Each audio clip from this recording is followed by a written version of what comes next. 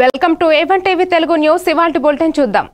Bapatla MP కార్యాలయంలో Guntur division railway board member Pathan Rajesh Basha మాట్లాడుతూ దేశం కోసం ప్రాణాలు అర్పించిన వీర సైనికుల్ని స్మరించుకోవడం మన ధర్మమని పేర్కొన్నారు. పరమవీర చక్ర బిరుదు కాందితుడు అమర సైనికుడు అబ్దుల్ హమీద్ 60వ వర్ధంతి సందర్భంగా ఘన నివాళులు అర్పించారు.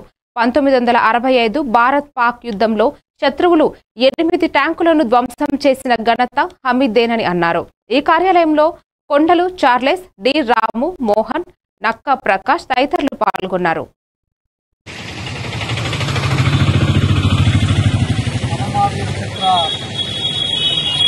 పొందినటువంటి భారత అమర జవాన్ అబ్దుల్ హమీద్ 60వ వర్ధంతి సందర్భంగా మరి అబ్దుల్ హమీద్ అంటే ఆనాటి శత్రు సైనికులకు కనిపించకుండా ఆయన శరవేగంగా తన గమనాన్ని మార్చుకుంటూ 8 యుద్ధ ట్యాంకులను ఆయన నేల కూల్చి 9వ యుద్ధ ట్యాంకును కూల్చే క్రమంలో శత్రువులు ఆయనను గమనించి తుపాకీ గుళ్ళు కురిపిస్తే మరి ఆయన అమర జవాన్ అయ్యాడు.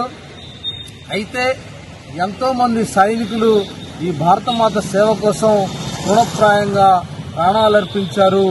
ఆ అర్పించిన గాథల్లో మరి అబ్దుల్ హమీద్ యొక్క దేశభక్తి, త్యాగం, నిస్వార్థమైన ఆయన సేవ ఈ భారతదేశ సైనిక చరిత్రలో ఒక అమర గాథగా నిలిచిపోయింది. పరమవీర చక్రగా మరి ఆయన ఈరోజు భారత సైనికుల్లో ఆనాటి నుంచి నేటి వరకు కూడా ఒక స్ఫూర్తిదాయకమైన వ్యక్తిగా ఉన్నారు. ఎంతో మంది ఈ బాపట్ల నియోజకవర్గం నుంచి అమరులైనారు.